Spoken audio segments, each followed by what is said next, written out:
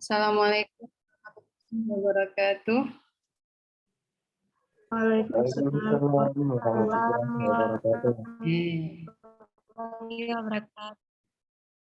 Dan wa syukranillah, salatan wa salaman ala rasulillah wa ala alihi wa ashabihi ajma'in. Baik, kita minta Ahmad Fatin membaca doa. Mana Ahmad Fatin?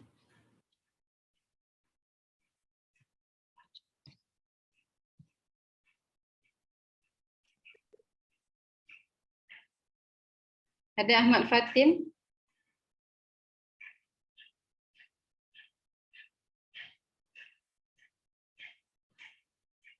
Oke, atau Febri lah. Febri kasih contoh dulu baca doa sebelum kuliah. Ya.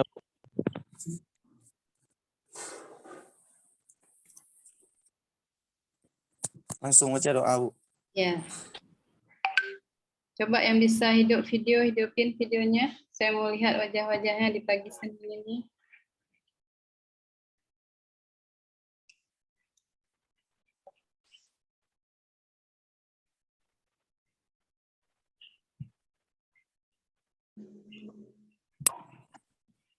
Silahkan Febri. أعوذ بالله من الشيطان الرجيم بسم الله الرحمن الرحيم الحمد لله رب العالمين اللهم صل على سيدنا محمد عبدك ورسولك النبي الأمي وعلى آله وصحبه وسلم تسليما اللهم فقهنا في الدين وعلمنا التأويل اللهم اجعلنا من أهل القرآن من أهل الفقه من أهل الذكر اللهم ربنا آتنا في الدنيا حسنة وفي الآخرة حسنة وقنا عذاب النار منه. Amin ya rabbal alamin. Syukran Febri sudah baca doa.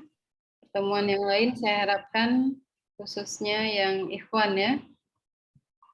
Kalau disuruh baca doa siap untuk membaca doa ya. Karena sebagai imam ya, kalian akan mendirikan rumah tangga, akan menjadi imam di masjid mana-mana yang kalian sholat ya.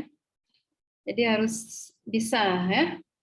Khususan kan jurusan ekonomi Islam ya, orang pasti punya ekspektasi ya terhadap lulusan ekonomi Islam ataupun mahasiswa ekonomi Islam ya. Oke.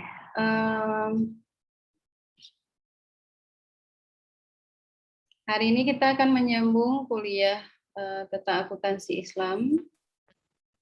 Saya tahu tidak semua melihat video kuliah minggu lalu. Mungkin hanya setengahnya ya yang melihat.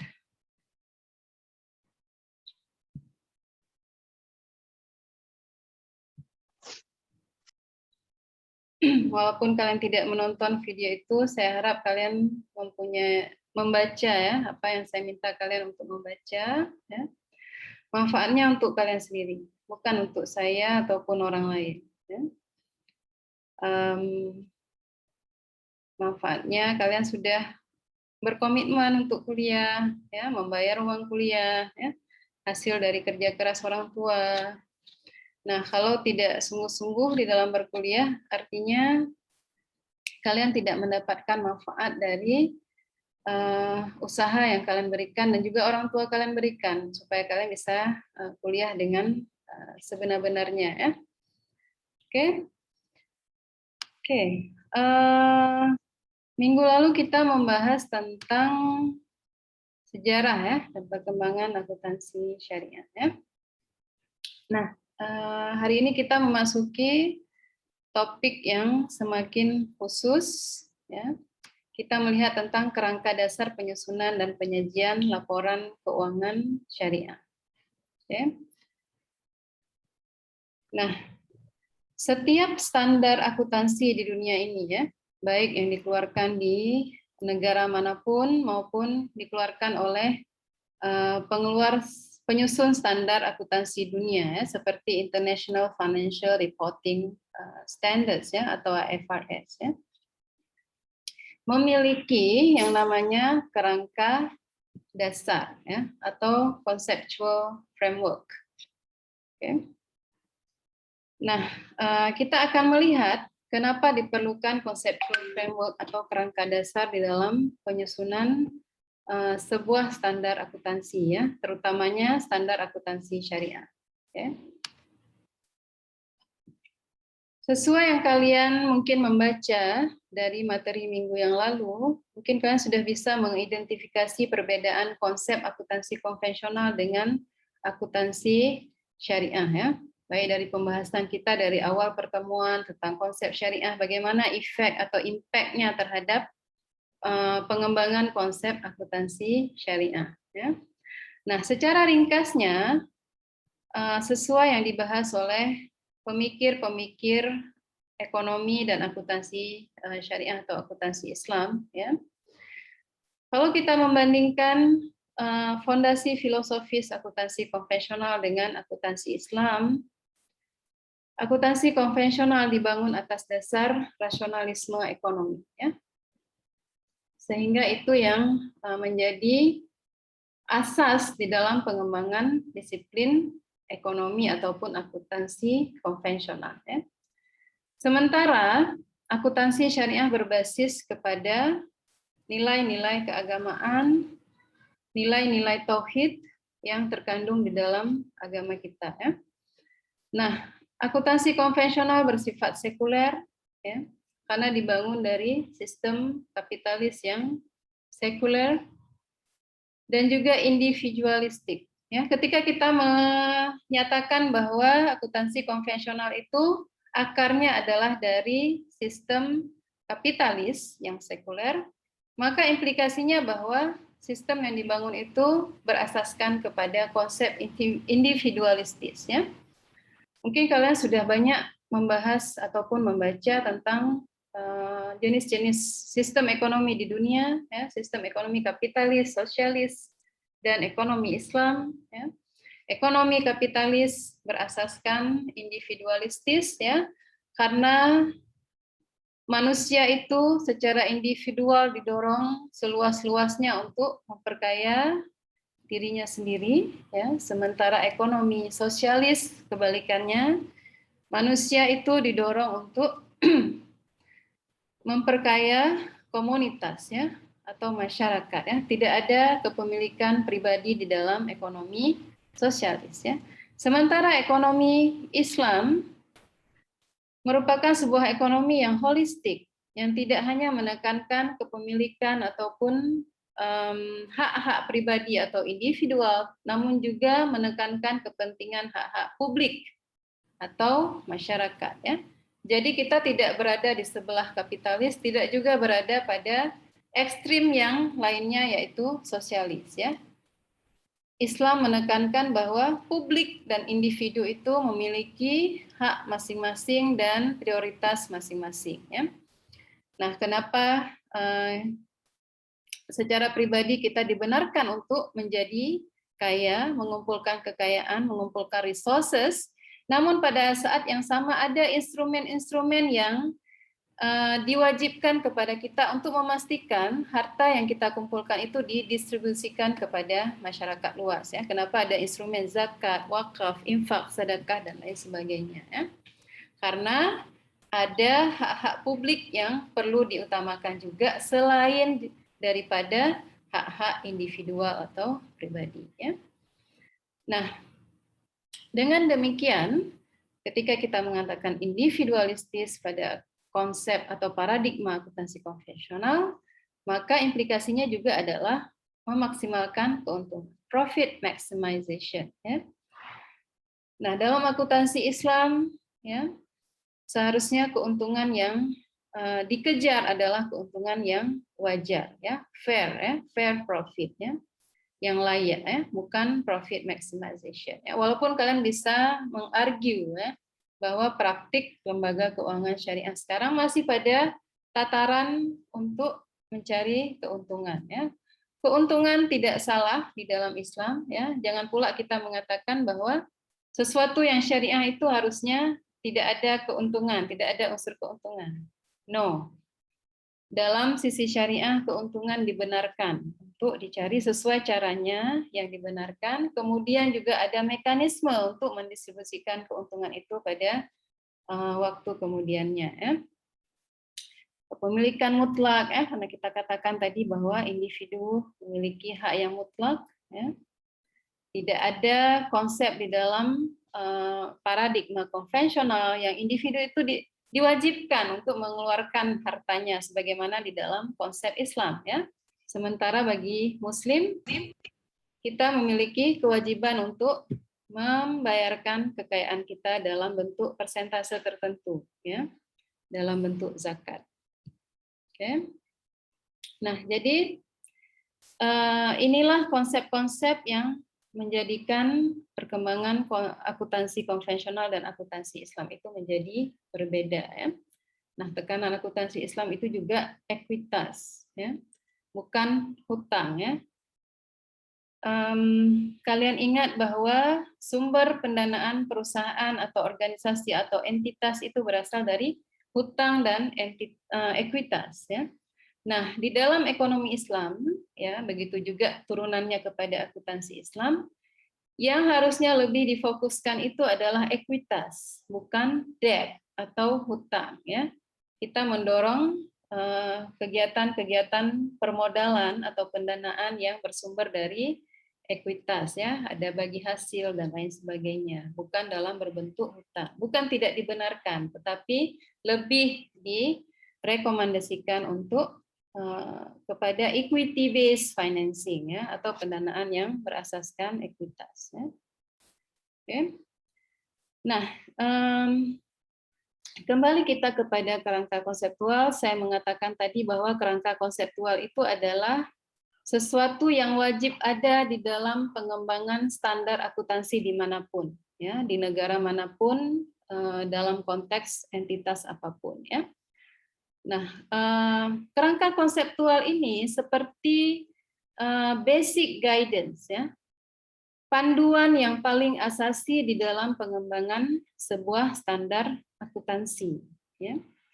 Nah, kalau bagi kita seorang Muslim, Quran dan Sunnah itu adalah tuntunan yang paling basic, ya, yang paling dasar, ya, dalam kita berkehidupan sebagai seorang Muslim. Nah, bagi penyusun standar akuntansi, kerangka konseptual ini menjadikan sebuah panduan yang paling asasi di dalam mereka mengembangkan standar akuntansi, ya. Nah, kenapa diperlukan kerangka konseptual? Karena ingin dipastikan bahwa standar akuntansi yang dikeluarkan dari waktu ke waktu itu konsisten dengan konsep dasar yang ingin dicapai, dengan tujuan dasar yang ingin dicapai, ya. Nah, kemudian juga selain itu, kerangka konseptual juga berfungsi ketika ada isu-isu tertentu ataupun praktik-praktik akuntansi yang baru yang tidak tercakup di dalam standar akuntansi yang sudah ada saat sekarang ini, ya. Sehingga para praktisi atau akuntan bisa merujuk langsung kepada kerangka konseptual, ya. Nah, misalnya ada transaksi baru yang melibatkan cryptocurrency contohnya, ya, atau Bitcoin atau digital currency yang mungkin belum tercakup di dalam standar akuntansi manapun, ya, contohnya, ya, mungkin sudah ada, ya. Nah, para akuntan atau praktisi bisa merujuk langsung kepada kerangka konseptual dan menerjemahkan bagaimana seharusnya perlakuan akuntansi terhadap transaksi tersebut, ya, walaupun belum ada standar khusus yang menjabarkan tentang perlakuan akuntansi di bidang digital currency, contohnya tadi, ya. Jadi itulah di antara fungsi dari kerangka konseptual, memastikan konsistensi di dalam penyusunan standar dan kemudian memberikan solusi untuk isu-isu yang belum tercover pada standar-standar akuntansi yang sudah ada, ya. Jadi dia menyediakan kerangka umum atau fondasi di dalam pengembangan akuntansi, namun juga menyediakan konsep asas seandainya ada unresolved issues atau isu-isu yang belum bisa diselesaikan di dalam praktik akuntansi. Ya. Nah, saya ingin kalian membuka wawasan tentang kerangka konseptual EOV. Ya. EOV adalah Accounting and Auditing Organization for Islamic Financial Institution. Ya. Standar akuntansi EOV adalah satu-satunya standar di dunia yang ditujukan untuk praktik keseluruhan lembaga keuangan Islam di dunia. Ya. Nah, walaupun misalnya Indonesia punya standar sendiri, standar yang dikeluarkan EOV ini dimaksudkan supaya bisa diadopsi oleh negara-negara yang mempunyai operasionalisasi lembaga keuangan Islam. Ya. EOV ini didirikan pada tahun 1990-an. Ya, di mana pada saat itu terjadinya kesadaran, awareness oleh pemikir-pemikir Islam untuk mengembangkan kembali atau menghidupkan kembali prinsip dan konsep ekonomi Islam. Ya. Nah, tirisannya itu adalah juga kepada aspek akuntansi, sehingga didirikannya EOV di Bahrain. Ya. Dan EOV ini beranggotakan negara-negara yang memiliki praktek lembaga keuangan Islam seperti Indonesia, Malaysia, negara-negara Timur Tengah, dan negara-negara lain yang ada lembaga keuangan Islam. Ya.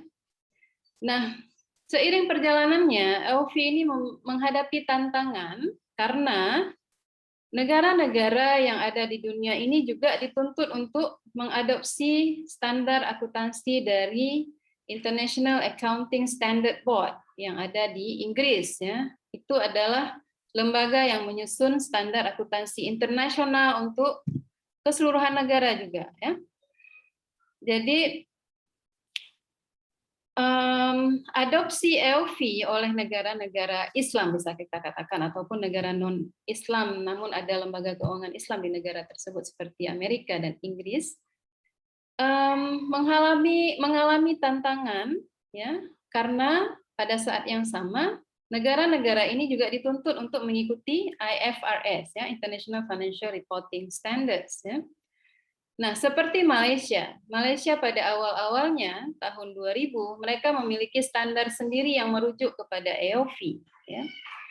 Namun karena komitmen pemerintah untuk mengikuti standar IFRS, saya harap kalian mengikuti dan bisa membedakan standar IFRS dengan standar EOV, yang EOV khusus untuk lembaga keuangan Islam, IFRS itu untuk keseluruhan praktik akuntansi di dunia ya, untuk seluruh entitas ya.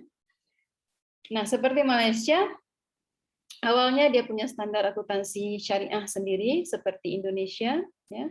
Namun karena komitmen pemerintah untuk full convergence atau adopsi IFRS sehingga pada akhirnya mereka membatalkan standar akuntansi Islam ya dan akhirnya memutuskan untuk keseluruhan perusahaan di Malaysia itu mengikuti IFRS namun ada penyesuaian untuk lembaga keuangan Islam ya.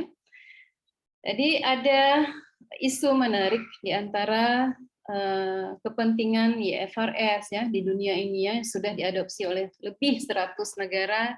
Kemudian kepentingan EOV ya berharap bahwa kalau negara-negara yang punya lembaga keuangan Islam mengadopsi standar EOV, maka harmonisasi di antara pelaporan keuangan oleh lembaga keuangan Islam di dunia dapat dicapai. Itu harapannya ya.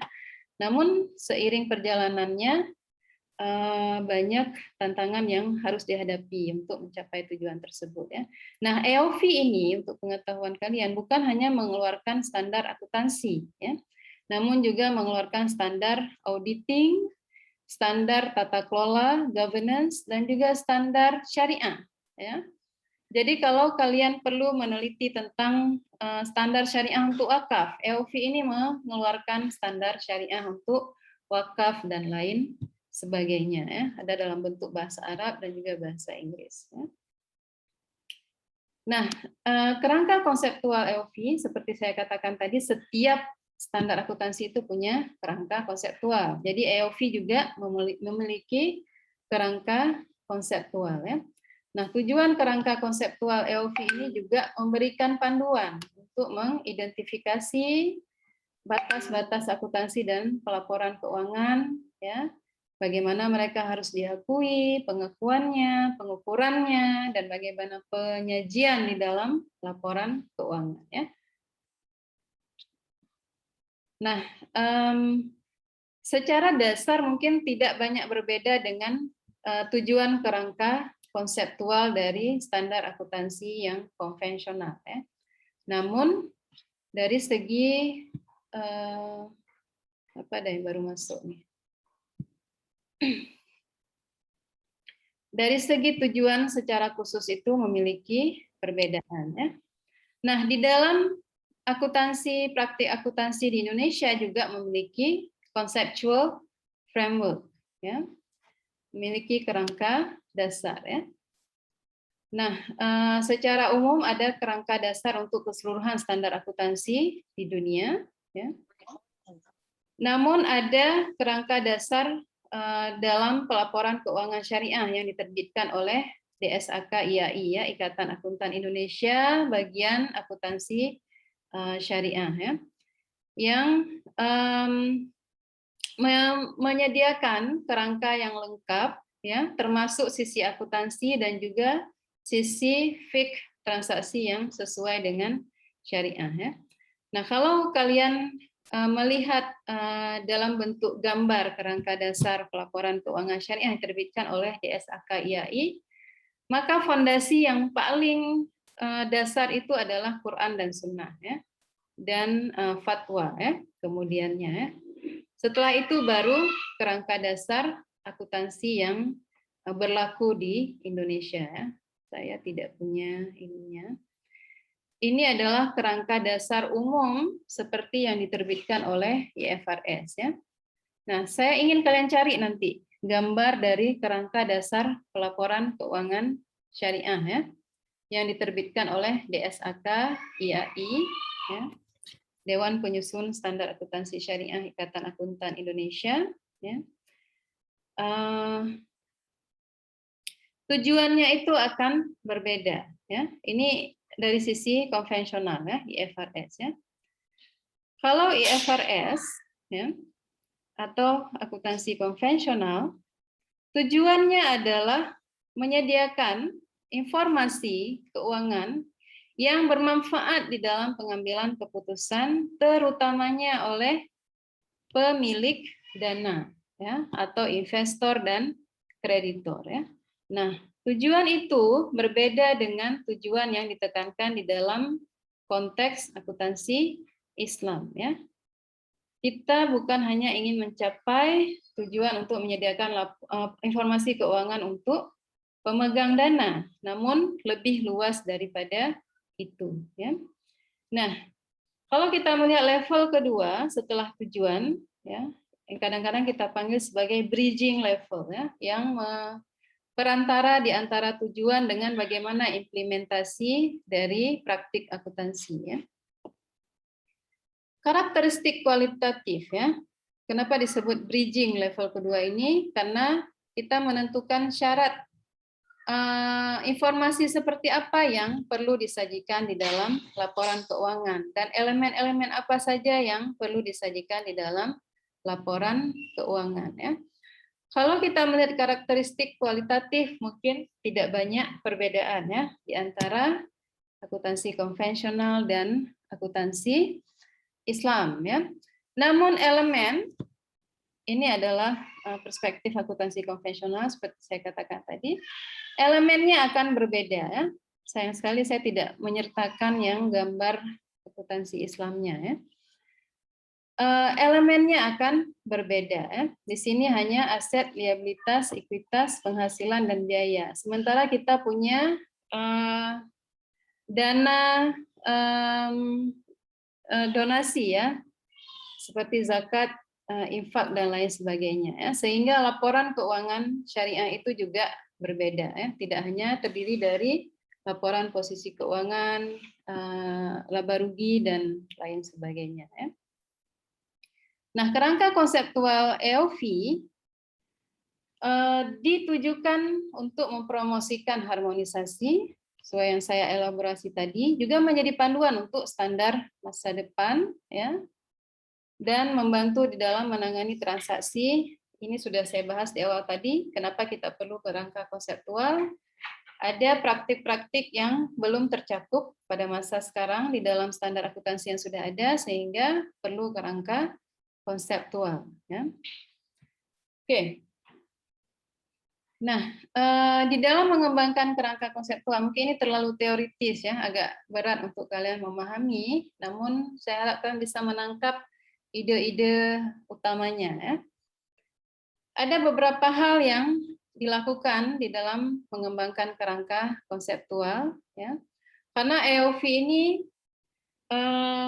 kita kan baru ya, akuntansi syariah itu adalah sesuatu pengembangan walaupun dasar-dasar praktiknya sudah ada pada masa dulu, namun dalam bentuk standar itu belum ada. Ya.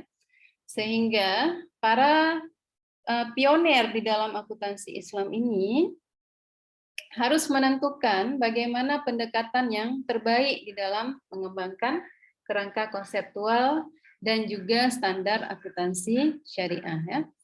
Nah, kalau kita membaca lebih detail, ada 3 pendekatan ya di dalam pengembangan standar akuntansi ini. Ada satu pendekatan yang mengusulkan supaya kita benar-benar mengambil bermula dari Al-Quran dan Sunnah, dari sumber hukum syariah. Ya. Sementara pendekatan yang lainnya adalah kita memulai dari yang sudah ada pada akuntansi konvensional, kemudian kita lakukan filterisasi, kita lakukan penyaringan. Kalau ada hal-hal yang sesuai dengan syariah kita ambil, kalau ada hal-hal yang tidak sesuai dengan syariah maka kita akan gantikan dengan sesuatu yang sesuai dengan syariah. Ya. Nah, yang pendekatan kedua ini kita panggil dengan pendekatan pragmatis. Ya. Karena kalau kita mengikuti pendekatan yang pertama tadi, benar-benar mulai dari zero. Ya. Benar-benar konsepnya itu dikembangkan dari Al-Quran dan Sunnah, bagaimana seharusnya. Itu akan memakan waktu yang lama ya untuk mengembangkan sesuatu dari scratch ataupun dari nol ya. Sementara pendekatan pragmatis dirasakan lebih realistis karena kita harus berpacu dengan pesatnya perkembangan lembaga keuangan Islam. Kita tidak bisa menunggu pengembangan sesuatu yang benar-benar baru, sehingga kita harus memulai dari apa yang sudah ada, namun kita lakukan proses penyaringan dan revisi. Ya. Nah, EOV dan juga standar-standar akuntansi syariah yang ada seperti di Indonesia mengambil pendekatan yang pragmatis. Ya. Jadi mereka melakukan identifikasi konsep akuntansi yang sudah ada sebelumnya, yang konsisten dengan prinsip syariah, ya, mengambil jadi apa yang konsisten dengan prinsip syariah. Oh ya, tadi saya menyebutkan ada 3 pendekatan ya di dalam pengembangan kerangka konseptual dan juga standar akuntansi syariah. Pendekatan ketiga itu adalah mix ya. Ada yang mengusulkan pendekatan secara mix method atau campuran ya. Artinya ada sebagian hal yang betul-betul kita mulai dari Al-Qur'an dan Sunnah, ada yang kita ambil dari apa yang sudah ada ya. Nah, selain mengidentifikasi konsep akuntansi yang sudah ada dalam paradigma konvensional yang konsisten dengan prinsip syariah, juga diidentifikasi aspek-aspek yang perlu kepada transparansi yang lebih besar dari perspektif syariah. Ya. Selain itu, harus juga diidentifikasi aspek-aspek yang bertentangan dengan syariah, sehingga diperlukan pengembangan konsep baru yang relevan dan patuh dengan syariah. Ya. Kemudian, di dalam akuntansi konvensional juga tidak memuat tentang konsep-konsep untuk produk ataupun instrumen lembaga keuangan Islam yang unik, seperti mudharabah, zakat, dan lain sebagainya. Ya. Sehingga diperlukan pengembangan konsep untuk hal-hal yang unik dari transaksi tertentu di dalam lembaga keuangan Islam, seperti mudharabah dan zakat tadi ya. Karena kita tidak menemukan produk yang serupa di dalam standar akuntansi konvensional untuk mudharabah contohnya ya, atau zakat ya, sehingga diperlukan pengembangan konsep baru untuk transaksi-transaksi tersebut. Ya. Jadi temukan sesuatu dari yang sudah ada yang sesuai dengan syariah. Kemudian juga perlu diidentifikasi aspek mana yang perlu transparansi yang lebih besar dari perspektif syariah. Tentukan juga mereka mengidentifikasi juga yang mana yang bertentangan, maka akan dikembangkan sesuatu yang baru yang relevan. Dan selain itu, konsep untuk transaksi-transaksi yang unik juga perlu dikembangkan. Oke, di dalam kerangka konseptual itu, sebagaimana gambar piramid terbalik yang saya tunjukkan tadi, akan menyatakan apa itu tujuan laporan keuangan. Ya. Nah, tadi kan saya sudah tunjukkan tujuan laporan keuangan dalam paradigma konvensional, yaitu menyediakan informasi keuangan yang berguna di dalam pengambilan keputusan oleh pemilik dana atau investor dan kreditor. Ya. Nah, sementara tujuan laporan keuangan sesuai dengan kerangka konseptual EOV lebih holistik dan lebih khusus ditujukan untuk praktik lembaga keuangan Islam. Ya. Jadi tujuan laporan keuangan dalam perspektif akuntansi Islam adalah memberikan informasi mengenai laporan kepatuhan lembaga keuangan Islam itu sendiri dengan syariah Islam. Ya. Nah, itu kita tidak temukan di dalam tujuan pelaporan keuangan dalam kerangka konseptual akuntansi konvensional. Ya. Selain itu juga untuk memberikan informasi tentang sumber daya ekonomi lembaga keuangan Islam serta kewajibannya, ya, jadi aset dan liabilitas. Kemudian informasi untuk membantu dalam penentuan zakat itu tidak ada di dalam tujuan pelaporan keuangan konvensional. Ya. Pelepasan tanggung jawab, ya, pelaksanaan tanggung jawab fiduciary lembaga keuangan Islam, tanggung jawab sosial, ya, dan juga memberikan informasi tentang peningkatan kepatuhan terhadap prinsip syariah dalam semua transaksi dan kegiatan usaha. Ya. Jadi kalian bisa melihat secara nyata perbedaan di antara tujuan laporan keuangan dalam perspektif konvensional dan juga tujuan laporan keuangan dalam perspektif akuntansi Islam. Ya. Nah, asumsi-asumsi dasar di dalam akuntansi syariah tidak banyak berbeda, walaupun sebenarnya kalau kita baca tulisan-tulisan pemikir akuntansi Islam yang kritis, mereka memperdebatkan tentang dasar-dasar ini, ya. Ada yang mereka rasakan tidak sesuai di dalam perspektif Islam. Namun karena pertimbangan pragmatisme, ya, dan juga realistis, ya, bagaimana keadaan sebenar praktik perusahaan, sehingga asumsi-asumsi dasar dalam akuntansi konvensional sebagiannya masih bisa dipakai di dalam akuntansi Islam, seperti accrual basis. Ya. Masih ingat dasar accrual? Siapa yang ingat? Adila, masih ingat? Ingatlah saya ngomong sendiri ini, kayak orang jualan obat. Ada Adila? Adila Salsabila? Ada, Bu. Masih ingat apa accrual? Accrual? Nggak ingat lagi, Bu. Nggak ingat. Oke, dalam akuntansi, dasar dalam penyusunan laporan keuangan itu ada accrual, ada cash. Ada berbasis kas, ada berbasis accrual. Ya. Berbasis accrual, transaksi itu dicatat kapan dia dilakukan atau dilaksanakan, bukan kapan dia diterima kasnya. Ya. Misalnya, kalian jualan baju, ya. Misalnya ada baju yang dijual untuk bulan depan, ya. Bulan depan baru kalian akan kasih kepada pelanggan. Namun uangnya sudah dibayar pada bulan ini, ya. Nah, dalam akuntansi kalau kita ikut basis accrual, pencatatan pendapatan hanya boleh dilakukan pada bulan depan, karena hanya bulan depan kalian serahkan barang tersebut kepada pelanggan. Walaupun uangnya sudah diterima saat sekarang, ya.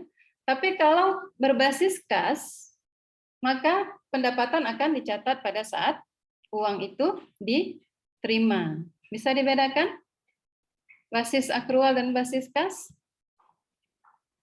Nah, sama juga kayak beban. Misalnya, beban asuransi.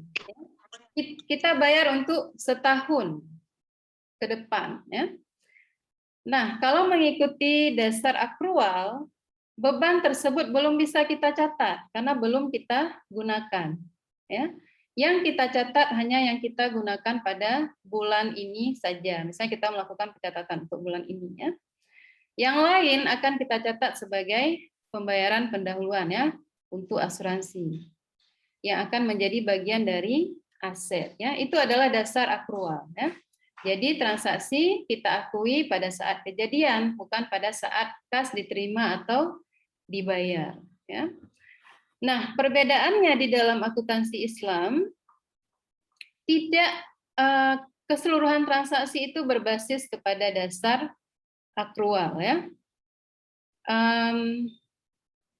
Di dalam penghitungan zakat misalnya, ya, maka perlu digunakan metode lain ya untuk menghitung zakat perusahaan ataupun individu yang terlibat di dalam kegiatan bisnis tersebut. Ya. Mereka akan menggunakan yang namanya cash equivalent value, berdasarkan basis kas, ya, tidak menggunakan basis akrual. Ya. Jadi ada penyesuaian-penyesuaian di dalam praktik untuk praktik akuntansi untuk lembaga keuangan Islam. Ya. Namun asumsi dasar lainnya seperti going concern ya masih tetap digunakan. Ya. Nggak ingat juga pasti going concern nih.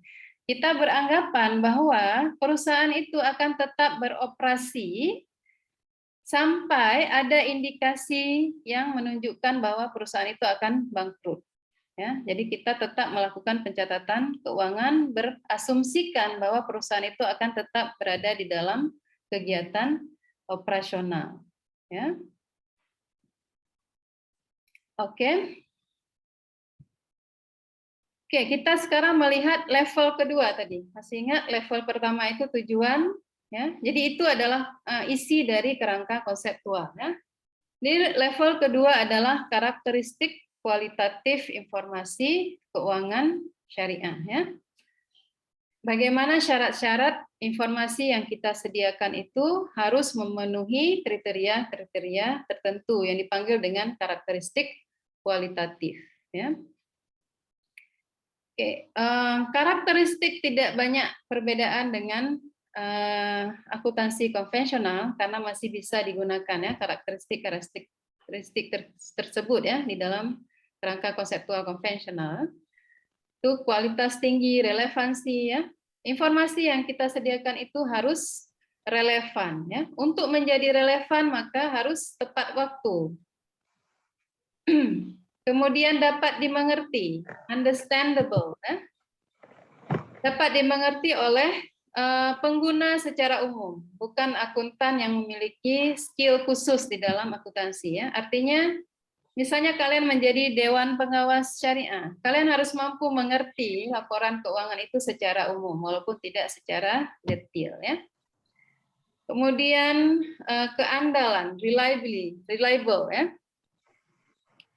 Untuk informasi itu dapat dipercaya atau dapat diandalkan, maka dia harus netral, tidak boleh berpihak, tidak boleh bias. Ya.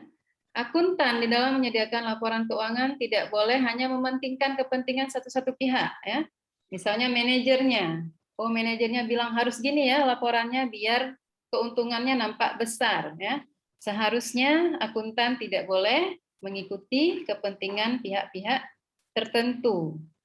Makanya kalau akuntan tidak memiliki integritas, tidak memiliki nilai etis, itu yang menyebabkan terjadinya kasus-kasus manipulasi keuangan di perusahaan yang menyebabkan bangkrut sebagian perusahaan di dunia. Ya. Banyak sekali kasus-kasus pelanggaran integritas. Ya.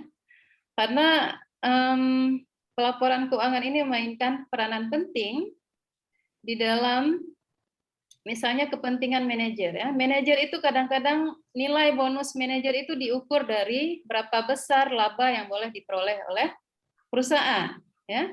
Sehingga manajer seandainya performa perusahaan itu tidak terlalu baik, ya, labanya tidak terlalu baik, ada tendensi bagi sebagian manajer yang tidak memiliki integritas untuk mempengaruhi akuntan di dalam menyediakan laporan keuangan yang boleh berpihak kepada kepentingan manajer, ya. Dan mungkin akuntan juga akan diberikan habuan, ya. Tolong disesuaikan, ya, laporan keuangannya supaya laba yang ditampilkan tadi bisa memberikan insentif, ya, dalam bentuk bonus untuk manajer, dan nanti akuntan juga mungkin diberikan insentif oleh manajer, ya. Nah, selain itu, supaya informasi itu menjadi reliable, harus lengkap, harus bisa diverifikasi oleh orang lain, ya. Seandainya A yang menyusun laporan keuangan itu, dia menghasilkan nilai laba 10 juta, laporan keuangan yang dia susun itu harus bisa diverifikasi oleh misalnya akuntan B, ya. Kalau si akuntan B menyusun kembali laporan keuangan tersebut, dia akan menghasilkan laporan keuangan yang sama. Itu yang dinamakan dengan verifiability, ya, atau keterverifikasian, ya, bisa diverifikasi, ya.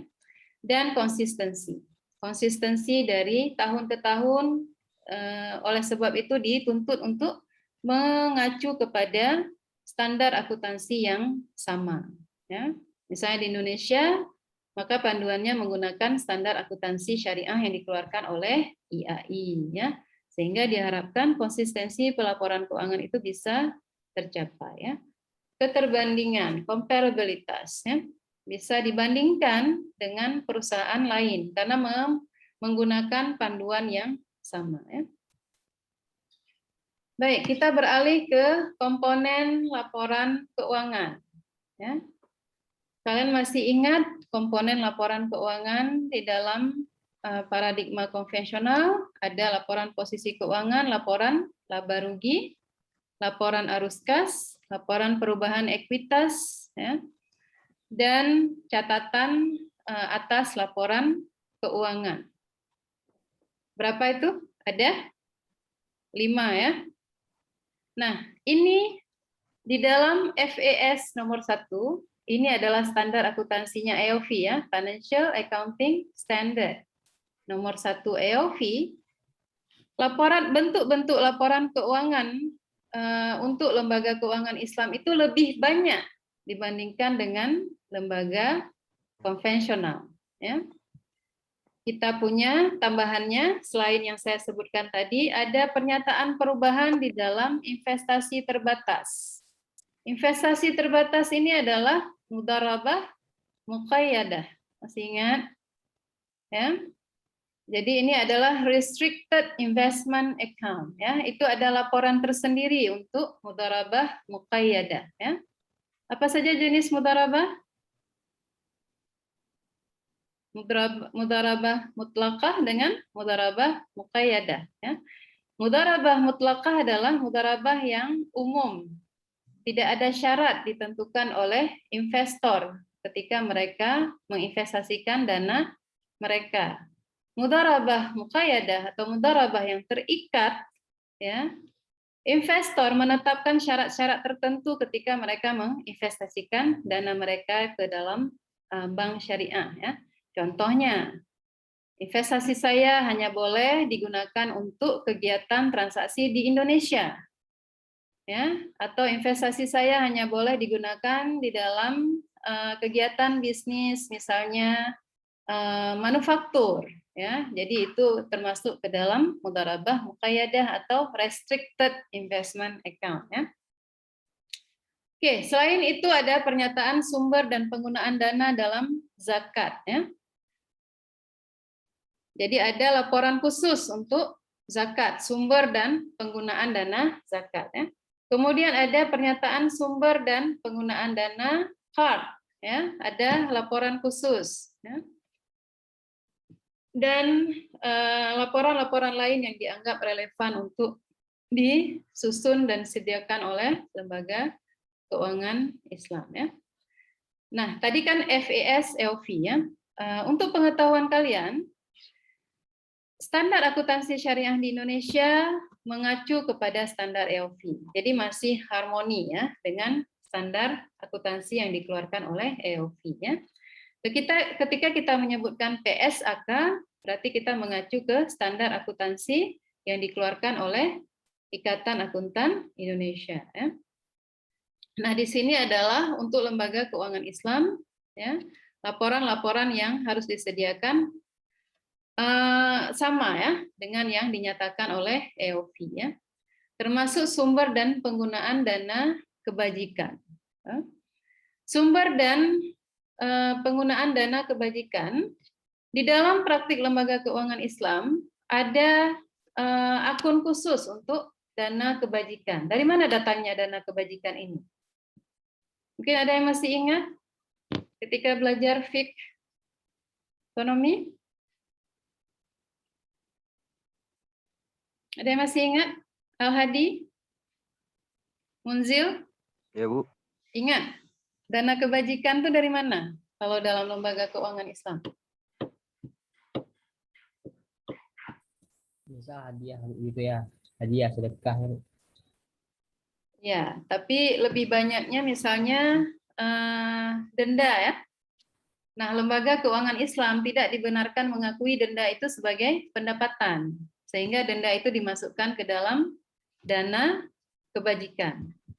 Satu lagi, lembaga keuangan Islam bisa melakukan transaksi dengan lembaga keuangan konvensional ya, dan kadang-kadang ada pendapatan bunga ya yang terhasil dari kegiatan yang dilakukan atau transaksi yang dilakukan dengan lembaga keuangan konvensional. Nah, bunga itu tidak bisa diakui sebagai pendapatan, sehingga akan dimasukkan ke dana kebajikan.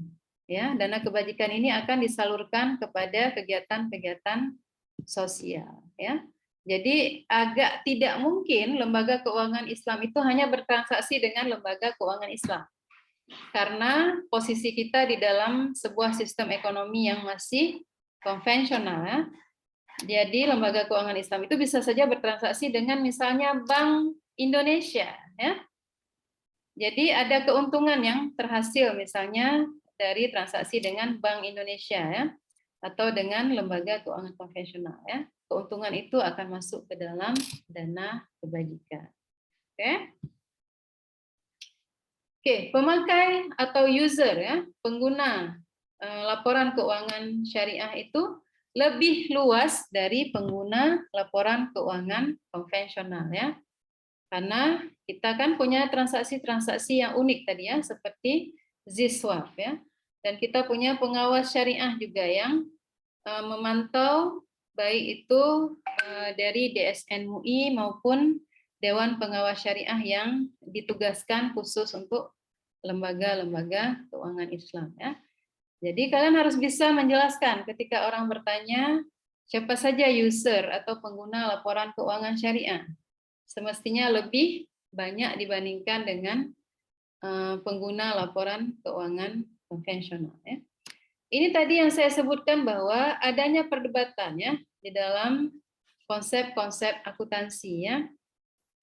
Tadi kita menyebutkan tentang going concern. Kita mengasumsikan bahwa perusahaan itu akan tetap beroperasi pada jangka waktu yang tidak tertentu sehingga ada indikasi bangkrut ya, kebangkrutan, baru kita boleh menglikuidasi perusahaan tersebut ya. Nah, going concern diperdebatkan contohnya oleh Adnan dan Ghalfikin yang menyatakan bahwa segala sesuatu dalam Islam itu seharusnya fana ya. Jadi kita tidak boleh mengasumsikan bahwa perusahaan itu akan beroperasi terus-menerus ya. Jadi argumen beliau bahwa going concern itu sebenarnya tidak relevan di dalam akuntansi Islam ya. Nah, akuntansi akrual juga dasar penyusunan akrual tadi, accrual basis ya. Ada yang memperdebatkan bahwa seharusnya cash accounting atau akuntansi berbasis kas lebih relevan di dalam konteks akuntansi Islam, khususnya dalam penghitungan zakat ya. Makanya tadi ada perbedaan basis yang digunakan di dalam penyusunan laporan keuangan ya. Khusus untuk menghitung zakat maka akan digunakan basis kas ya. Kemudian biaya historis ya, historical cost ya. Akuntansi itu berasumsikan kepada biaya historis, yaitu nilai yang kita bayarkan ketika kita membeli sesuatu. Ya. Nah, dalam penghitungan zakat, historical cost kurang relevan, ya, sehingga diusulkan untuk menggunakan harga saat ini, ya, atau cash equivalent value atau current value, ya, nilai saat ini itu lebih relevan. Oke, itu sedikit sebanyak tentang kerangka dasar penyusunan laporan keuangan syariah. Walaupun mungkin kalian tidak bisa menangkap 100% ya, karena terlalu konseptual pada dasarnya, namun saya harap kalian bisa membedakan lembaga-lembaga penyusun standar akuntansi syariah di dunia, ya. Kita punya EOV, kita juga punya di Indonesia yang menyusun sendiri standar akuntansi syariah, namun acuannya tetap kepada EOV, ya, dan juga menyesuaikan dengan standar-standar akuntansi di Indonesia, ya. Saya harap kalian bisa memahami kenapa diperlukan kerangka konseptual di dalam setiap standar akuntansi yang ada, ya. Dan apa saja komponen di dalam kerangka konseptual. Kita menyebutkan tadi ada tujuan, ya, ada karakteristik kualitatifnya, bagaimana informasi itu disajikan supaya memiliki kualitas, ya, yang bisa digunakan oleh pengguna laporan keuangan. Ya. Kemudian bentuk-bentuk laporan keuangan di dalam lembaga keuangan Islam khususnya, ya, kita masih mengkhususkan ke lembaga keuangan Islam karena standar yang sudah ada ini adalah standar untuk lembaga keuangan Islam, walaupun lembaga-lembaga lain bisa juga merujuk kepada standar-standar yang sudah dibuat untuk lembaga keuangan Islam. Ada pertanyaan, komentar? Ngantuk? Ada, Bu. Ya, silakan. Kalau setiap atau beberapa negara punya standar akuntansi sendiri, apa nggak akan mempersulit investor asing yang mau ngambil informasi atau lainnya, Bu? Oke, ya. Nah, itu yang menyebabkan kenapa IFRS itu digaung-gaungkan harus digunakan oleh semua negara di dunia, ya, International Financial Reporting Standard, ya. Dan usaha untuk menstandarisasi praktik akuntansi itu sudah lama sekali, dari tahun 30-an mungkin, ya. Dulu kita sebut dengan harmonisasi. Setelah harmonisasi disebut dengan konvergensi. Jadi Indonesia juga sekarang dalam upaya untuk konvergensi penuh dengan IFRS, ya. EOV juga melakukan usaha yang sama, tapi dalam ruang lingkup lembaga keuangan Islam. Makanya diharapkan negara-negara yang punya lembaga keuangan Islam, mereka bisa menggunakan standar EOV. Namun pada kenyataannya tidak banyak yang menggunakan standar EOV, karena tadi benturan dengan IFRS, ya. Ada negara seperti Indonesia mengembangkan standar sendiri. Seperti Malaysia, mereka malah membatalkan standar akuntansi syariah yang berpandukan EOV, ya. Jadi banyak isu di dalam laporan keuangan ini.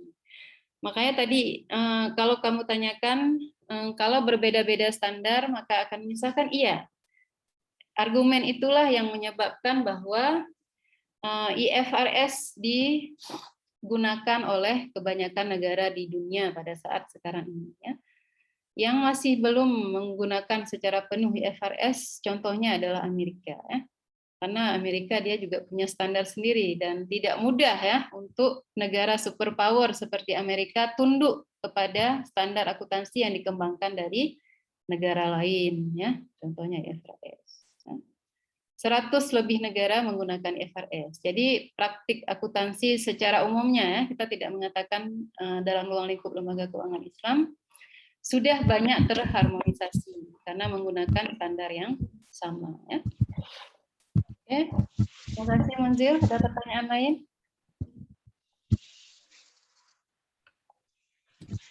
Nah, berarti dengan menggunakan standar dunia kita itu membuka peluang bagi investor asing itu, ya. Iya. Nah, Dan itu salah akan satu. menguntungkan negara. Iya. Jadi kenapa perlu satu standar di dunia itu karena transaksi yang lintas negara tadi, kan globalisasi, ya, foreign listing, ya, foreign direct investment, FDI, FDI, ya. Globalisasi ekonomi, ya, artinya dari satu entitas dari satu negara bisa melakukan transaksi di negara yang lain, ya. Akibatnya diperlukan standar yang bisa dimengerti oleh masyarakat lintas negara, ya. Misalnya Samsung dari Korea, dia bisa beroperasi di Indonesia, bisa mendaftarkan perusahaannya di Indonesia, ya, di listing di Bursa Efek, ya. Sama juga perusahaan Indonesia seperti Indofood, mereka bisa melakukan listing, ya, di Amerika, New York Stock Exchange, ya. Makanya IFRS ini diharapkan mempermudah kegiatan yang melibatkan lintas negara, ya, transaksi-transaksi ekonomi dan bisnis lintas negara. Oke, Baik, Bu. ada Ngerti, Bu. tanggapan lain? Ada pertanyaan lain sebelum kita tutup? Kalian join acara Eki? Sudah mulai, Febri, acaranya? Halo? Oke. Acaranya udah mulai, Bu. Udah mulai. Ada pertanyaan lain sebelum kita tutup kuliah hari ini? Nggak ada? Oke, saya harapkan sedikit sebanyak saya sudah memberikan wawasan untuk kalian, ya, yang mungkin tidak ada background di akuntansi, ya, supaya kalian ada pengetahuan, ya, walaupun menjadi seseorang yang bertugas di bidang syariah nanti pengetahuan tentang akuntansi ini perlu, ya. Supaya kalian bisa memastikan bahwa prinsip-prinsip syariah itu diimplementasi di dalam praktik akuntansi, ya. Itu yang kita harapkan. Secara holistik syariah itu bisa diimplementasikan, ya. Saya harap semua bergabung ke acara Eki. Saya sudah minta Febri untuk mencatat kehadiran, ya, walaupun saya tidak minta kalian membuat summary, namun manfaatkan sebaik-baiknya forum apapun yang kalian hadiri, ya. Ajukan pertanyaan, ya. Ini adalah lapangan kalian untuk melatih diri kalian, ya, menjadi orang-orang yang hebat insya Allah di masa depan. Oke, kita akhiri dengan tasbih kifarah subhanaka. Astagfirullah. Saya mohon maaf kalau ada kekurangan dan kesilapan. Assalamualaikum warahmatullahi wabarakatuh. Waalaikumsalam warahmatullahi Warahmatullahi wabarakatuh. wabarakatuh.